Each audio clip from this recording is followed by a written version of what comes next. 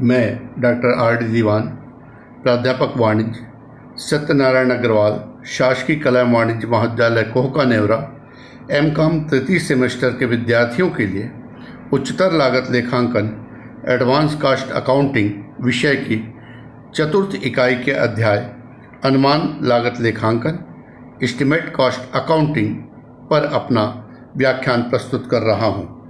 इस व्याख्यान में हम अनुमान लागत लेखांकन का परिचय, महत्व, सामान्य सिद्धांत, अनुमान लागत का विवेचन एवं अनुमान लागत लेखांकन विधि का सैद्धांतिक एवं व्यावहारिक अध्ययन करेंगे। अनुमान लागत लेखांकन एस्टिमेट कॉस्ट अकाउंटिंग। अनुमान लागत किसी उत्पाद का निर्माण करने से पहले उत्पादक उसकी लागत का अनुमान लगाता है ताकि प्रचलित विक्रय मूल्य से तुलना कर यह ज्ञात कर सके कि वस्तु का निर्माण लाभप्रद होगा या नहीं। यदि अनुमान वास्तविकता के निकट हो तो यह अधिक उपयुक्त होता है। अनुमान लागत का निर्धारण पिछली अवधि के आंकड़ों एवं निर्माता के अनुभवों के आधार पर होता है। अनुभव से निर्माता को लागत के कुछ सूत्र मिल जाते हैं जिससे वह आसानी से लागत का अनुमान लगा सकता है। अनुमान लागत को सूत्र लागत, फार्मूला कास्ट अथवा विशिष्ट ब्यौरा लागत, स्पेसिफिकेशन कास्ट भी कहा जाता है। अनुमान लागत लेखांकन एस्टिमेट कॉस्ट अकाउंटिंग, इस विधि को सामान्यतः वे निर्माता अपनाते हैं जो विस्तृत लागत प्रणाली रखना पसंद नहीं करते। जैसे कुछ ठेके लेने वाले हैं या ऑर्डर पे कार्य करने वाले हैं, यदि उनको पहले से यह अनुमानित होता है कि प्रति इकाई निर्माण लागत कितनी पड़ेगी तो उनको काफ़ी आसानी होती है, विस्तृत लागत लेखा प्रणाली उनको रखने की आवश्यकता नहीं होती। इस लेखांकन विधि में निम्न बातों का समावेश होता है।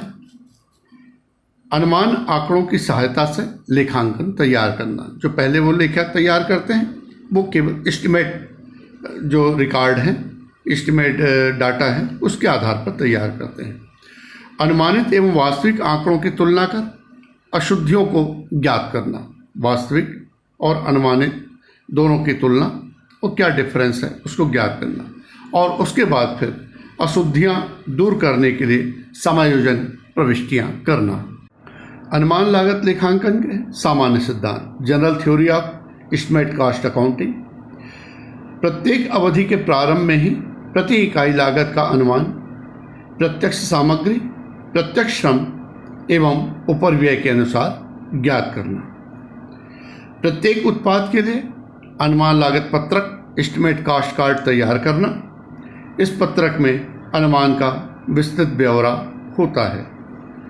लागत अवधि का वास्तविक व्यय तत्वों के अनुसार सामान्य लेखा बही में संक्षिप्त रूप में रखना।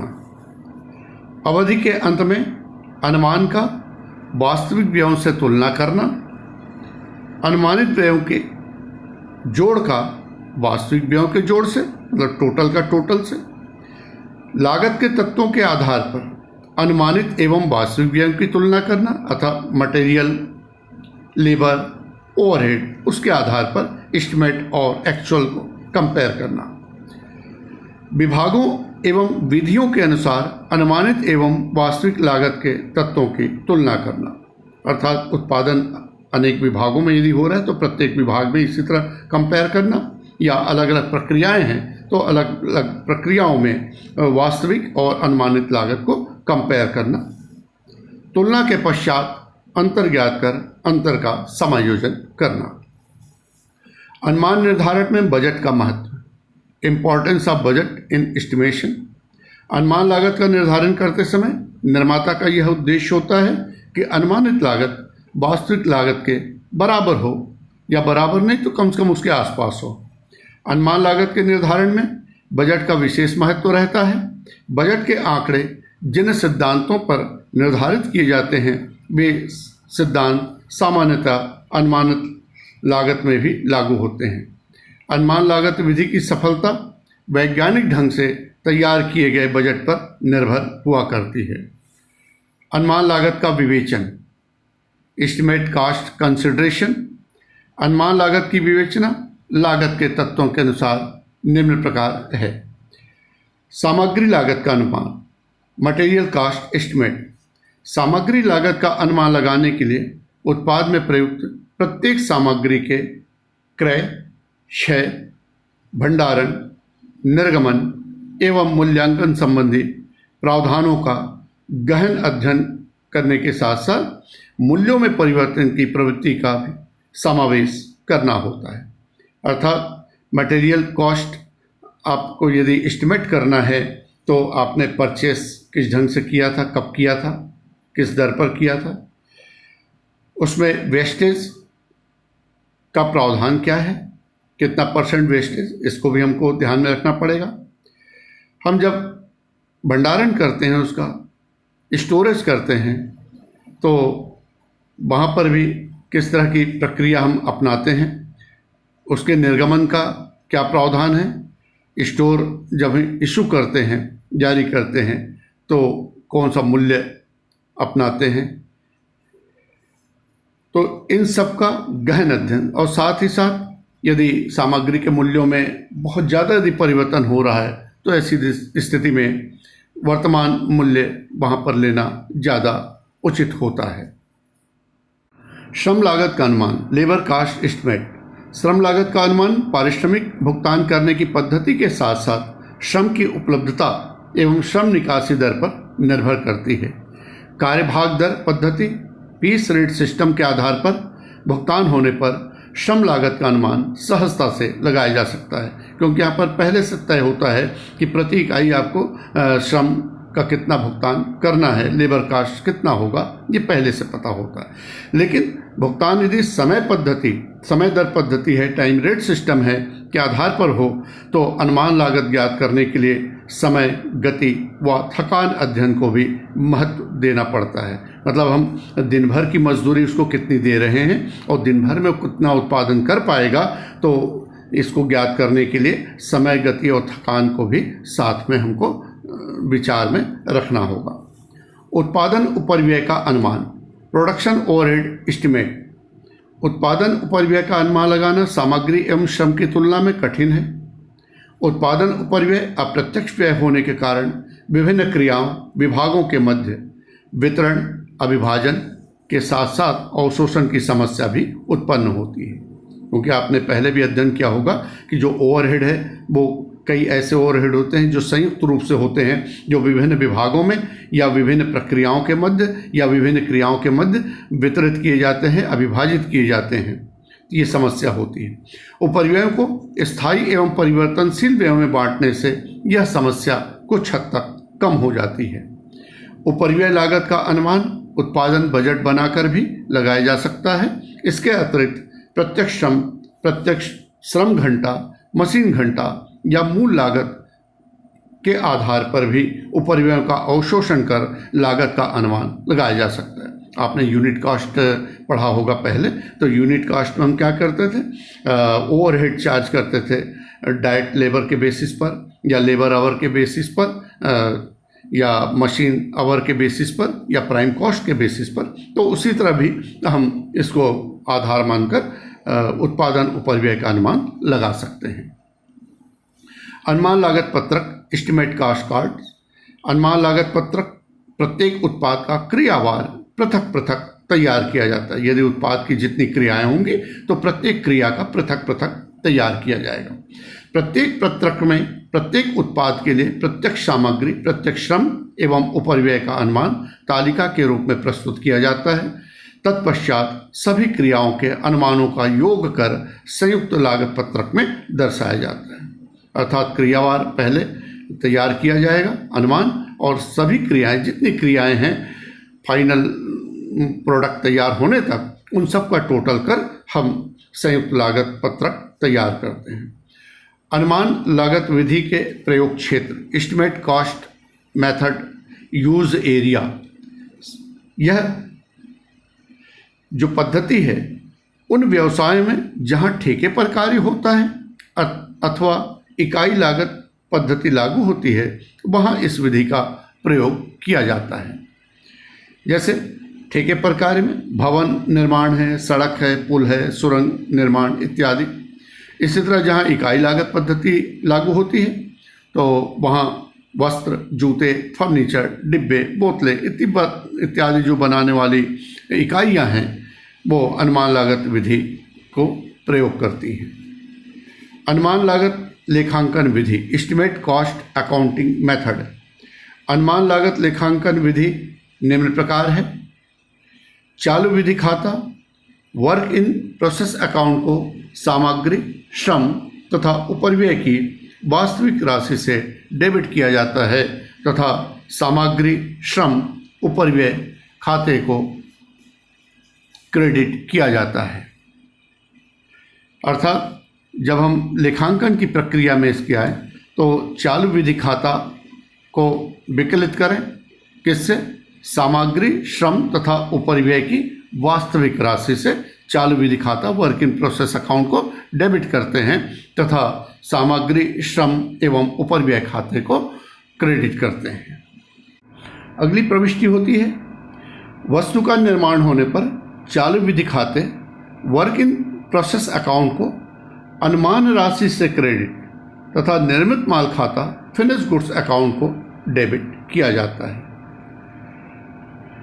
निर्मित माल की बिक्री पर निम्न प्रविष्टियां होती हैं। अनुमान राशि से पहली प्रविष्टि होगी कास्ट ऑफ सेल्स अकाउंट, बिक्री लागत खाता DR to finish goods account अर्थात निर्मित माल खाता, और वास्तविक राशि से प्रविष्टि होगी सेल्स अकाउंट, बिक्री खाता DR to cost of sales account, बिक्री लागत खाता। लेखे की अवधि के अंत में चालू विधि माल की सूची, वर्क इन प्रोसेस इन्वेंट्री तथा निर्मित माल की सूची, फिनिश गुड्स इन्वेंट्री तैयार की जाती है। ये दोनों सूचियां अनुमानित राशि से तैयार की जाती हैं। चालू विधि माल की सूची की राशि चालू खाते के क्रेडिट पक्ष में दिखाकर उसे कैरी डाउन किया जाता है। इसी तरह निर्मित माल की सूची निर्मित माल खाते के क्रेडिट पक्ष में दिखाकर उसे कैरी डाउन किया जाता है। अनुमान और वास्तविक राशि यदि समान हो तो कोई अंतर नहीं पड़ता, लेकिन सामान्यतः इनमें अंतर हुआ करता है, जिसके समायोजन के लिए लागत अंतर खाता कास्ट वेरिएंस अकाउंट की सहायता ली जाती है। समायोजन निम्नांकित तरीके से किया जाता है। चूंकि चालू विधि खाते को वास्तविक राशि से डेबिट और अनुमानित राशि से क्रेडिट किया गया है, इसलिए वास्तविक राशि अनुमान राशि से अधिक होने पर लागत अंतर खाता cost variance account DR to चालू विधि खाता वर्क इन प्रोसेस अकाउंट।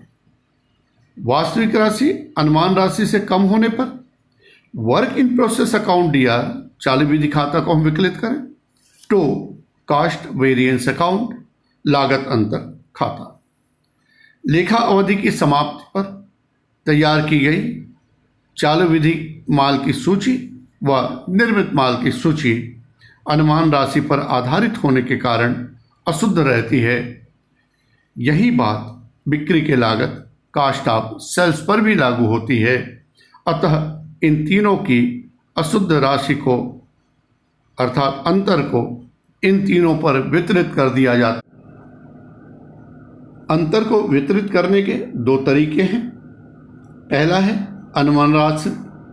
अनुमान राशि के अनुपात में तथा दूसरा है उनकी मात्राओं के अनुपात में।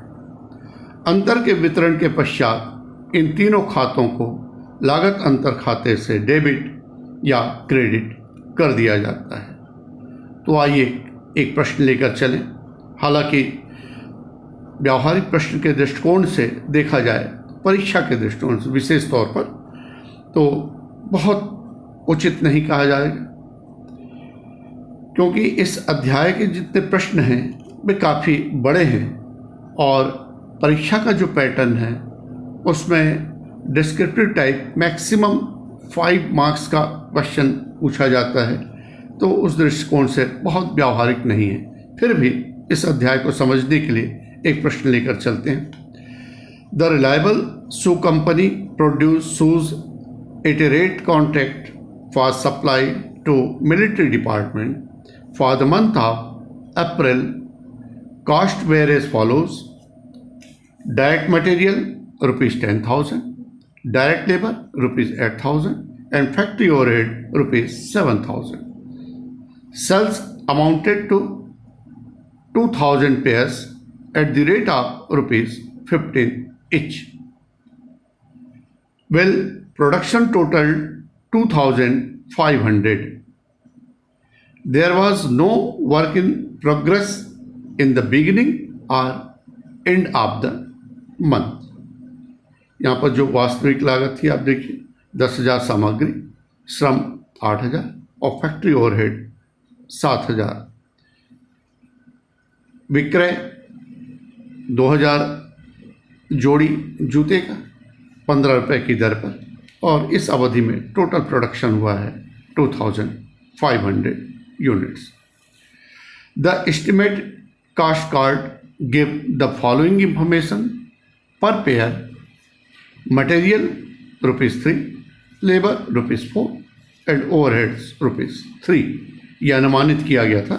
सामग्री 3 रुपये प्रति पेयर, श्रम 4 रुपये और ओवरहेड 3 रुपये, टोटल 10 रुपये। Give general entries and prepare ledger accounts for the above.